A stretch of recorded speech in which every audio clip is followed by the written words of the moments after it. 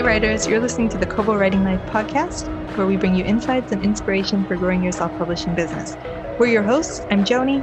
And I'm Stephanie. Before we get into today's episode, we do have some housekeeping to announce. This will be Steph's last intro episode because she's leaving us for a new opportunity. And she has been the podcast host for 2 years now, I believe. And it's really been her baby. And she's done an amazing job on it. And I'm going to miss recording with you, Steph. I'm going to miss you too. I mean, I feel like I've been here for so long. But I'm looking now, it's like 142 episodes so far. But I just want to say that I've had so much fun interviewing authors on the podcast. I've learned so much. I've got to talk to some authors that I admire and be introduced to new authors that I had never even heard of. But I'm going to leave this in capable hands. Joni's going to be a fantastic host. And big shoes to fill. You're going to hear me on this podcast in 2029 when Joni interviews me about my debut romance novel. So keep that on your calendars for however many years that is in the future. And in the meantime, where can listeners find you online still? Oh, and if you truly miss me and you want to hear me on my Not Suitable for Work podcast, I have one with my friends called Everyone and Their Sister, and I review books, movies, TV shows. So basically, you're hearing me talk about other books and how much I love them still. So if you truly miss me, check me out over there. It's a little different than this podcast, but I think it's entertaining. So Steph, for your very last episode, can I please turn around your very favorite question back on you, and can you please tell our listeners what you've been loving lately? I'm loving currently The Other Black Girl, which is a new release, and then Joni actually talked to the author Zakiya in an upcoming episode. Awesome. It was a great episode. She was super, super lovely, and I think her book is going to be incredibly popular when it comes out. Yeah, and with that said, let's move on to our guest today. We interviewed our coworker, Siobhan Padgett, who is the only Kobo employee who lives out of the US. She is I believe she was based in New York and is now in Vermont. She has worked in publishing for many years, and so she had a lot of insights about traditional publishing, what indies can learn from trad publishers, and what trad publishers could be doing better that indies are doing very well. She also talked about Kobo Plus. She was a huge part of launching the Kobo Plus Canada program, and she was a lot of fun. She had some behind the scenes publishing gossip for us. I never knew what her background was before we started, so it's been interesting to hear where she came from. So without further ado, here is Siobhan's interview. We are here today with our coworker, Siobhan Padgett, who is the Senior Vendor Manager for the US and Canada. Thanks so much for joining us, Siobhan. Thank you, guys. Thanks for having me. Can you start by telling our listeners a little bit about what you do for Kobo? We have your title, but what does that mean? Yeah, my title actually should also say the only person in US and Canada. No, I'm joking. I handle all publisher relations for US and Canada. So I sign all the new agreements for audiobooks, ebooks, and Kobo Plus, our subscription program. Traditional, I'll let you guys do with everybody else. Exactly. Can you tell us how you started out in the publishing industry? Oh, you really want to know that one? It's a long story. I met my husband in Italy. I was there for 5 years teaching English. And as you can gather, and you guys very well know, I'm from Ireland, just like your colleague Tara. We moved to America, and I couldn't work for the first bit. So when I did get a temporary green card, I actually worked in Italian headhunters downtown in the financial district. And I was dying to get out of there. Financial district in New York City is Wall Street types, you've met them. And so I went to an event at the Academy of American Poets. My father-in-law is Siobhan Padgett, well-known American poet, and he was receiving an award. And I sat beside an amazing lady called Tracy Cabanese. She was the director of Knopf operations at Random House. And she told me, we chatted and she wanted to know what I wanted to do and etc. And I said, all I want to do is work in books. I didn't care if it was a bookstore, if it was anywhere. I wanted to work with books. And that's my biggest love in life was books. And she gave me her card and I went the next day and met with her. There were 2 jobs in managing editorial assistant, one in Knopf and one in Pantheon. And I ended up with the one in Pantheon. I worked for this amazing lady. She trained me so much. But again, I was not detailed oriented for managing editorial. And I suffer slightly from dyslexia. So it wasn't the ideal place for me. There was a job opening in corporate Random House. under the reprint department. And I moved and I had an interview with them. One of the interview questions was, how good are your computers? And I said, I haven't broken one yet. And I got the job. I still haven't broken a computer. I might have wanted Good to answer. across the wall a few times or against the wall, but I haven't broken one yet. And since in that department, I was a reprint archivist. And that is basically correcting every single file when there is a correction to a book. So each time there's a correction, the file is corrected. So you can move that file from printer to printer, and it's kept in the archive internally at Random House. Now that is done in most publishers now, but at the time, Random House was new to that. You're talking years ago now, like you're talking 1998 at this stage. I moved in that group. I ended up being the senior manager of that group, handling reprint archiving. Print on demand was brand new at the time. I handled print on demand, and then ebooks. Ebook operations fell under me. I was given loads of opportunity in that position, and I learned tons. I definitely had doors slammed in my faces because we were bringing news processes, and nobody wanted ebooks. What was reprint archiving? It just meant so much work for everybody. Long term, of course, it doesn't, but when you initially do it, it does. And I stayed there about 7 years. And there was a change, and I ended up looking for a new job. And I moved on to Hachette. And at Hachette, which was a great job, I started up their ebook department getting books converted and everything. And then I moved into this mostly account relations part. And I was there 7 years. And I worked with all the big ebook accounts, selling books all over the place, mostly to Amazon, Apple, Barnes & Noble, and Kobo. These are jobs, it was new. Digital was so new, and I got to be very creative. I was probably one of the first people doing promotions out there. I had so much fun doing buy one, get one free. Like, you have to remember, this is 15 years ago. And I was doing this with Sony. Sony put a big billboard at LAX for Michael Connelly. He sent me a picture. He was walking through and he sent me a picture. I got to meet such amazing authors. And that's something I actually still miss, is working closely with the authors. Some of my favorites were Michael Connelly. He used to give me big bear hugs. I still miss, and always sent Christmas presents to us all. Emma Donoghue, such an amazing, actually Irish Canadian. She wanted to call her daughter Siobhan, but the Canadian friends told her not to because it was too difficult of a name. I got drunk with Donna Tartt. Donna Tartt, amazing. Such a lovely, lovely woman. I had so much fun. Holly Black had me in stitches laughing about 1:00 in the morning one night.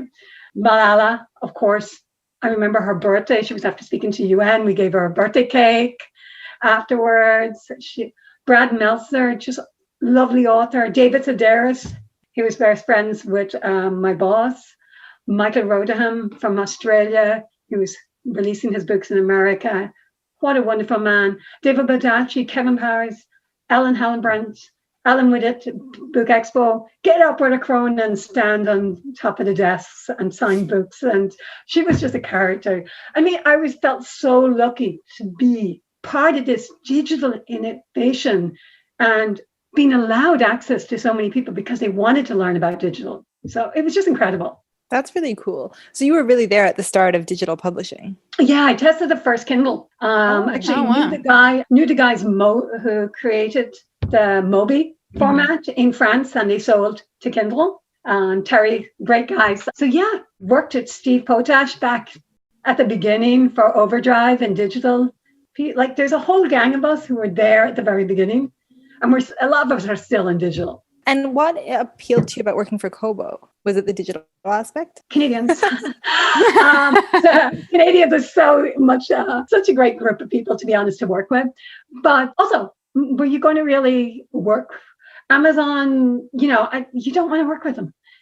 They were just, and it also meant to move to Seattle. I did get offered a job with them in Slough in England, but I didn't want to move. I never went for I didn't take the flight over to do the final interview because I just couldn't imagine myself there. And then the other companies, like it was Apple, really nice crew over there but again, it was on the West Coast. I lived in New York City. So Kobo came to me when Amy left and said, would you like to interview? And I would jump to the chance. I loved it. It's a great team. Everybody's so nice. And as I said, it's Canadians. We have a good rap now. Yeah, it's a great rap. I like that the question they asked you was like, are you good with computers? And now you work at a tech company. You've come full circle basically at this point. Oh, yeah. I didn't even know how to use a computer before, the headhunters before that, basically. I knew how to game, but do Sims, and that was about it. But 15 years ago, like... You're talking 21 years ago. 21 years ago, yeah. I don't know how good I was on a computer then. Not very. They were very different. They were. So what year did you come to Kobo? 7.5 years ago, so 23. Okay. So what were the kind of projects or big tasks that you had to do when you got to Kobo? Oh, I think the one thing that really was efficiency, trying to find more efficient ways to do things. I'm a big believer in answering people within 24 hours and getting back to them. And that isn't everybody's style, but that's my style. It's also teaching people what publishers really want at Kobo. So that was very, very important because I had history with other accounts and things they could do, what they couldn't do was very important to bring into Kobo. Here's what publishers want to do, but other accounts can't do it. How can we do it? What are some of the biggest changes that you've seen since you started in publishing? Obviously, digital is the big one, but are there any other trends that you've noticed? People are working on data. People like to see data now, and they like to understand things a bit better. Also, retailers are using that data, such as keywords, other things, to encourage discoverability and search engines. So that's probably the biggest thing. Audiobooks, of course, in the last 5-10 years has changed a lot. And well, I remember audiobooks and they were still only on hard drives sitting somewhere on somebody's desk. I mean, I'll go to some publishers right now and they can tell you they don't know where some of the real backlist is. They'll actually probably have to go and get it from Overdrive or somewhere else because, who has a copy of it? They don't have it internally. So people really trying to keep a track of everything. Metadata is huge, realizing that. And social media really changed everything for the way people market as well. People often say, and like I'm sure we probably said on the podcast before, like publishing is slow to try new things. And what's kind of your perspective on that? Since you were at the beginning of like digital publishing, how have you seen publishing evolve? Or like from your side, are they doing a good job? Where can publishers improve adapting to modern times? Oh God, I think publishers could really learn from the indies as well in being more flexible, speed to market. Definitely. Smarter and flexible with their pricing and how to promote themselves. I think indie authors do an amazing job in promoting themselves. I think trade can teach the indies as well how to improve on production quality, using professional editors, ensuring your covers are of a certain standard. And editors are really important here. Don't let that drop. Like your writing can be great, but you should always have it checked. And having a system in place, a processing system. Trade publishers are amazing at selling print books and getting the ebooks out there. Indies do a great job in keeping those ebooks up, everyone being aware of ebooks. So a lot of your time last year was taken up with launching Kobo Plus Canada. You had a huge role in that. Do you have any tips for authors, indie authors or publishers on subscription services? How do you find that traditional publishers are responding to Kobo Plus? Oh, good one. We do have the subscription program and launched last July. I think your books should be available everywhere, in every format, in every program. You want to be found. The most important thing is getting your book discovered. And this is a great way to get your books discovered. And we've also found that the audiences are different. I think indie publishers have jumped on this bandwagon really quick. Trade publishers, the more innovative trade publishers, do and are enjoying the revenue because of that. There are always publishers who are a bit hesitant and they will wait and see what's happening and who's doing it and etc. They just won't benefit at the start. They'll benefit later. There's room for everything. And I just think the indies will win right now on this and then the trades will eventually come in. On that note, then, I'm curious to ask, do you think that opting in now, while the catalog's relatively small, while the big publishers don't have their books in, do you think there's any advantage to putting your books in now, being an early adopter, and then being part of a much smaller catalog and maybe being a lot more visible? Catalog isn't that small. It's actually nearly 800,000. Okay. It's smaller than Kobo catalog. And we do have amazing trade publishers in there right now. So yes, it's ideal time. The sooner you're in, the easier it is to discover you. And the longer you're in there, the better. Put your titles in, try it out. As I said, the audience is slightly different. Can you explain further like what the difference is between the two kind of readers, the ones that are going to the store and buying a book for like $2.99 and then the people that have enrolled in Kobo Plus? Yeah, I'm still doing research on that to totally get a grasp in Canada, but it seems people are willing to try more authors within Kobo Plus and willing to experiment with who they're trying. So that's the difference. When they have to spend $2.99, $5.99, or $9.99 or $12.99, they have to think about every dollar. Within Kobo Plus, you're paying a set fee every month, and you can just try anyone that's in there. So I think that's the real difference. Are there any books that you worked with when you were in New York that you didn't expect to do as well as they did, that were like runaway successes that maybe you didn't expect? I can't think of one right now, but I'm sure there were ones. There were, I've worked on so many great books and so many, I just can't think of one right now. Fair enough. I put you on the spot. The one thing I found that publishers did was they often pick a focus title to promote internally. And sometimes you're going, how are we going to make that into a bestseller?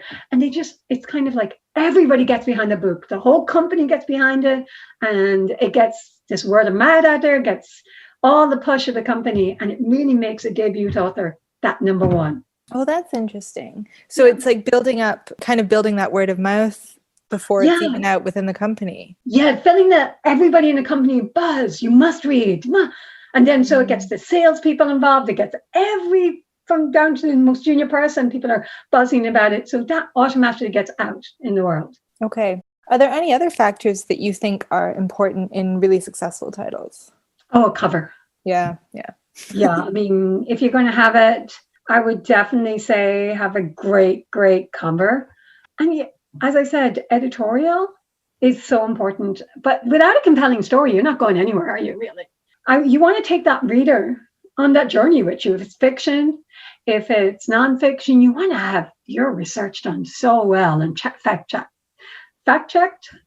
And then public marketing. As I said, that buzz created internally to get people going out there. And the cover is your first thing people see.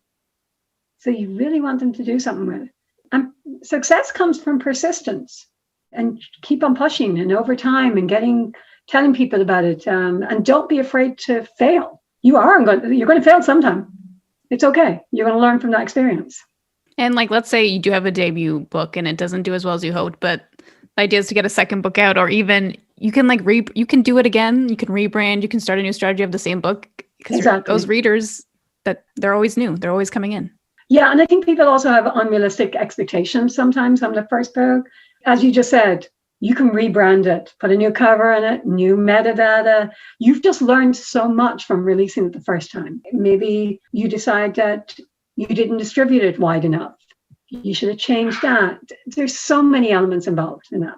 Something that I think is really cool about indie publishing is that because there are fewer barriers to entry and because anyone can kind of decide what they want to publish, I think it opens the doors for books that maybe traditional publishers, there's a lot of traditionally published romance, but there's space for so much more. And that comes out in indie, right? There's room for so many romance novels. Are there any other gaps in the market that you think that maybe there's an opportunity in indie publishing that they might not get in trad publishing?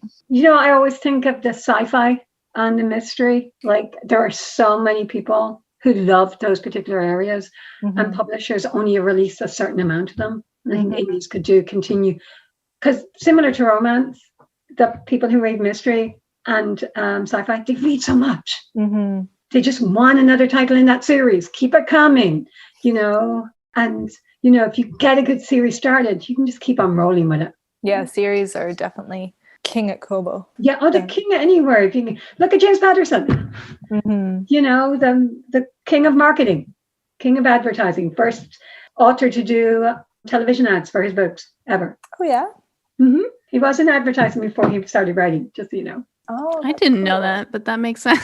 Mm-hmm. What do you think about book trailers and like other kinds of non-traditional ads? Do you think that they're effective? Did you use them when you were? Yeah, you know, I wasn't in marketing. I depends on the title. And if you have something intriguing to tell within that trailer, I've seen amazing ones which I'm going, oh my God, it looks like a movie. I want to see it now. I want to watch it. And that has caught me. And then you really want to read it. I don't think it's necessary for every single book because they are very costly. Mm-hmm. Yeah, but it's fun to do something innovative. Yeah, definitely. Well, you mentioned, and I kept thinking about how like your kind of job is getting these publishers on board with these new programs that we're trying to launch. What do you find is the hardest part of convincing a publisher to take a chance on a Kobo idea? You know, I'm extremely lucky. I don't know if it's my accent or just that I'm just so open with everybody. The accent. Everyone just says yes. Not everybody, but I have doors continuously kept open for me because I've been so open with my accounts. For example, I'm like, okay, guys, it's a great opportunity. I can't guarantee how much sales, but it's great exposure. And I'm totally honest about that. And I think that helps. And publishers go, okay, Siobhan wouldn't come to us if she thought it was useless. There must be something in it. So I think I've been lucky in that sense that people actually trust me and know that I'm not going to lie to them about something. You know, some publishers are harder than others, and some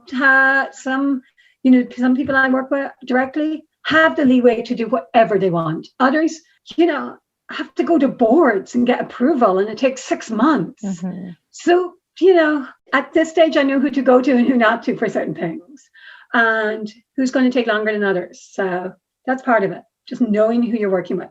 And like publishing is very small, so yeah. But we have in US and Canada, I can't even tell you. I have about 300 to 500 type publishers that I work with in ebook and audiobook. That's crazy, isn't it? Because you always think there are 5 publishers. That's true. The 5 publishers probably own X percent of the market, yes, but there are so many others out there. You have to think of the religious publish, the academic, you know, publishers. It's not just those big 5. There are lots of great, and especially in the next few years, I think you're going to watch more indie publishers break off because authors don't want to go with these big publishers because they're starting to merge together. Mm-hmm, that's true.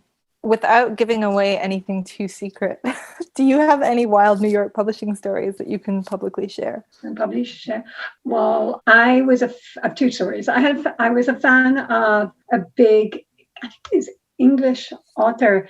He wrote a series that I always loved it. I read them all in Italy. And it was my first year in publishing. He was drunk after a lunch with his editor and couldn't get through our security doors. And the cursing coming out of him, it was hilarious. And I was such, you know, I love this man's writing so much. So that's kind of a fun, and I was like, oh my God, listen to him, he's such a wreck. The second one was probably more about me, but I got, maybe it's her. So the second one is I was out for a sales conference and we had Michael Bolton at the table. Oh. I didn't know this, but he actually speaks Italian because he used to sing with Pavarotti. Oh, cool. Yeah. So we spent half the mealtime speaking, ignoring all my colleagues and speaking in Italian, which was hilarious. And then I got up and got a photo with him and Tom Wolfe. Amazing. So I also had a boss who got in trouble at work and things like that. So yeah, there's lots of stories. My question, were you at the Kobo party that had people getting tattoos? No. Okay, what's your best early Kobo party you attended and the outrageous stuff that happened? I think I was pregnant, guys. Oh, no. That means that you were soberly watching. Oh, yeah, you were watching from the... No, I only stopped drinking about 7 years ago. Kobo parties were notorious. They were well known to be the best parties in the industry. I did attend a few odd ones, but during Book Expo, I was in meetings from 8 to 8, usually every day. So if I went to one, I only went for half an hour. But there was always photo boxes in the corner. What do you call them? I'm going to Photo booth. Photo booths. We still photo booths. Thank you. The tattoo one I did hear about, but I've never attended it. I really missed it, but I'm probably lucky I missed it. You would have had a back tattoo. Yeah, I want to be on my shoulder right now. So you briefly touched on this in a question earlier, but where do you hope to see publishing in 5 to 10 years? I would like to see them taking opportunities in everything they can do. I would like them to prove their metadata as much as possible. I think they could really, really change everything. They need to experiment with so much, across the gamut. I think a problem with a lot of a lot of the big publishers and publishers in general, they frequently forget their deep backlist, what they can do with it, review it. That's one of my big things. You have this backlist. What more can we do with it? What more can we play with it? Changing prices, experimenting with new models. I mean, there's plenty to do out there. I think distributed everywhere in every country. Local pricing, that's a general issue. Metadata is an issue.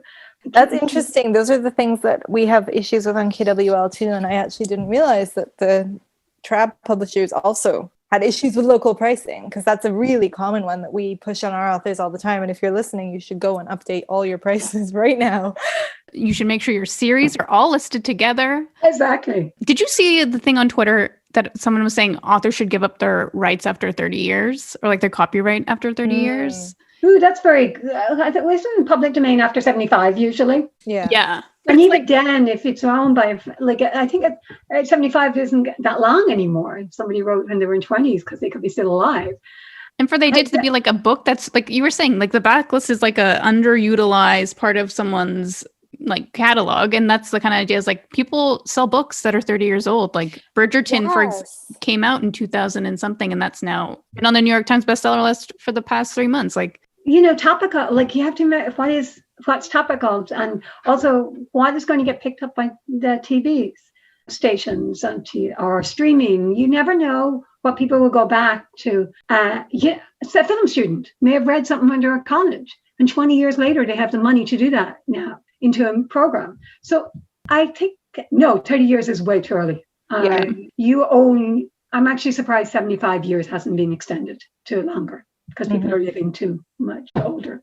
This is, I think, an unpopular opinion within the publishing world, but I feel like before I started working in this industry, like I did not realize how much emphasis publishing places on new releases. Because for me, like sometimes it'll take years of people saying, oh, you read this book, it's so good. And then you hear it from enough people for years, and I'll pick up like a title that's 15 years old and it's fantastic because it was a great book, but I don't really understand why we're not paying more attention to older books, just because I feel like most people recommend books, right? Most people hear about things through word of mouth, and the more years that a book has been in print, I'm just saying, I think there's a lot of opportunity for backlist. There's a lot of books out there. There's a huge catalog out there, and it's the author's job, it's the publishers, and it's us as retailers to remind people of these books, to get those books back up in front of people. I mean, it's hard to even get the front list, all the front lists that come in every week in front of people. So I think that's the challenge. There are so many books. You look at my Kobo reader, and I have probably 2,000 books on it. I've probably only read about 200 of them. So yeah, like we want to read, we just don't get around to it. And I think the biggest thing is that we're competing for time with video games, TV, social media, you name it, with family life, and also with COVID right now, we're all spent. Some people, I know a lot of people say, who work even in the industry, say, I haven't read anything in 6 months. I just can't. Yeah. I've read last year or this year, the only thing I've been reading are stuff that I've already read. So there've been rereads. So I'm only reading stuff I've been doing the same thing. And I think it is just because we're living in such a stressful time and we're so distracted by the news. And I need to know this way for a full 12 months now. They say that about kids, guys. You want to reread the same thing so they feel comfort. It makes sense too. I need to know how it ends. I don't want a surprise sad ending, or I know I enjoyed this, so I'm going to try it again. But and it's also like that has like happened in every asset, like TV shows I'm rewatching that I watched in high school. I'm like, is this any good?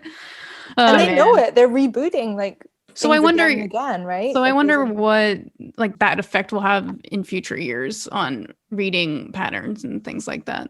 Or like, will we hit a point where we're just like, I only want new stuff? When will it be too early? When will it be too like far gone enough for them to start publishing books set during the time of COVID? Do we need? Like, I don't want to read any of that. Neither do I. We're going to see it later this year. There's books, there's poetry books, there's other types of. I'm sure there's any books coming into you guys talking about COVID and people's experiences, or sci-fi, fiction, nonfiction, all talking about COVID right now. We're just probably avoiding it.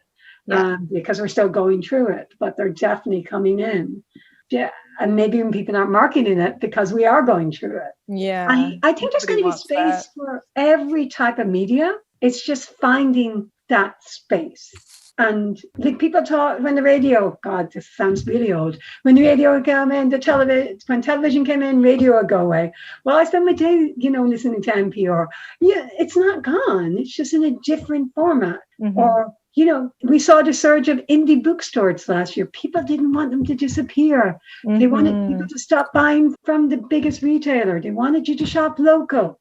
That will continue. I would love in the next 10 years, 5-10 years, that we're not all having just one retailer. There needs to be room for all of us, and in all countries, in all languages. It just can't be one large retailer taking the huge percentage of everything.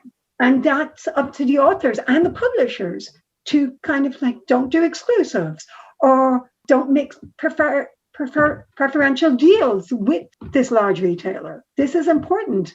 We will see a la carte continue to grow. And subscriptions. You've seen it in the music world. Vinyl came back. People started listening to vinyl. We can do everything. It is possible. It's just realizing where our niche is and what works for everybody. Room for everybody. Room for all kinds of content in all formats. That is a great note to end on. And we like to always finish by asking, what have you been loving lately? It can be anything, book, movie, podcast. Oh, God, I have a slew of books. So Hamnet, if you haven't read, please read it. Hamlet? No, Hamnet. I don't know if it's available in Canada yet. Check it out. It's great. Joni, you were talking about It's a Sin. It's a Sin. Mm-hmm. So we were reading the same book at the same time, The Great Believer. Oh, yeah. Okay. Which, a fantastic book. Mm-hmm. Tokyo Uno Station. It's about a ghost within a Japanese subway station. Ooh. Just the writing and translation work was so well done. I love Kristen Hanna. If you haven't read Kristen Hanna, she just wrote Four Winds about the Dust Bowl in Oklahoma. Or was it Texas? Where was she? I think she was up there anyway. Really well written, and also talks about the unions and right, which I didn't understand a lot about when you got into the latter part of the book. An Irish book that I really like was Big Girl, Small Town, about a young woman living on a border town, and a lot had changed since the peace time, but a lot's gone on since. Audiobooks, Joni, you've heard me talk about this. Everything is figure-outable, and that's actually helped me through this year. If you haven't listened to this audiobook, it's basically saying, you know what, you don't know how to do it, maybe look on YouTube. There's a way to do everything you want to do it. You may not be you doing it. Maybe you need to get help. Maybe you need to do something. But everything is figure-outable, and I thought it was very well done. I haven't heard of this before. That is my life motto. Look it up on YouTube. The number of things that I have to look up on YouTube to do. Well, it was just, it wasn't even that. It was just, okay, I don't know how to do it. Well, don't stress about it. You can sit and somebody knows how to do it. You can ask people. Everything is figure-outable eventually. And I think that really helped me out in a few cases recently. Untamed. Mm-hmm. Yeah, that was great. And then movies-wise, guys, I've been watching old movies from the 1930s and 40s, even some pre-code with my husband and daughter. Noir mysteries and dance musicals. What's a good dance musical? Oh my God, Fred Astaire. Come on, how can you go wrong with anything with Fred Astaire? You know what I mean? With my 16-year-old, we've been doing all the rest in Wes Anderson titles, movies like You know, some of them my daughter can't see. So one or two she'd watch and say, "He's so boring." Yeah, but and it's great to break down characters with a 16-year-old boy. Why? Why would you do that? Yeah, I love it. Seeing it from his perspective. These are great. I have my long list of things to check out now. Oh my God. Yeah, like as I said, the backlist. Look in the 1930s, 40s movies. There are so many amazing ones. Mm-hmm. My daughter has friends who have never seen a black and white movie. She's only what, 10? Like I think I know, but like that's that. Come on. I think the first one I saw was maybe Casablanca. Or no, Some Like It Hot, I think I saw when I was pretty young. What's the one where it's like a hotel in White Christmas? Is that one? Yeah, there's a White Christmas, and there's also White Christmas is a good one. Yeah, Singing in the Rain. That's right now, yeah. We're watching the Raymond Chandler old 1930 movies pre-war. Not Raymond Chandler, sorry, Perry Mason. So I didn't even know there were Perry Mason movies that went back that far. And they're so different. It's not like Perry Mason's a really nice guy. He's a little bit of a shyster lawyer. You weren't here, like he's seen a witness, and she's here, go here. You weren't here, like he's not been an honest lawyer in a. So it's kind of fun. Not the Perry Mason we grew up with on television. Okay, these are excellent recommendations, and I'm adding them to my ever-growing list. Every time I talk to somebody, my list gets longer. I just want salt and vinegar crisp for lunch, guys. Can we have some? I had some of that last night. And I'm going to tell you both something gross, but I saw it online. Cookies and cream ice cream with salt and vinegar chips on top. It's not bad. It's not bad. I could see that. It's like salty, sweet, crunchy. Do you know I could do salt and vinegar almonds? Have you tried salt and vinegar almonds? No. So yeah, it's a thing here. My friend got me into them. It's addictive. Like if you buy the packet, I can see that. Yeah. I'm gonna try to go to Costco, and I'm sure they're sure to that. Well, thank you so much, Siobhan, for chatting with us. This was Thank you, guys. Thank you for listening to the Kobo Writing Life podcast. If you're interested in learning how to grow your sales, visit kobowritinglife.com and make sure to stay tuned for future episodes where we'll have a whole rotating roster of KW co-hosts to join Joni. This episode was produced by Stephanie McGrath, Joni DiPlacido, and Rachel Wharton. Music was provided by Tearjerker, and editing is by Kelly Robotham. Big thanks to Siobhan for being a guest today. If you're ready to start your self-publishing journey today, sign up for free at kobo.com/writinglife. Until next time, happy writing!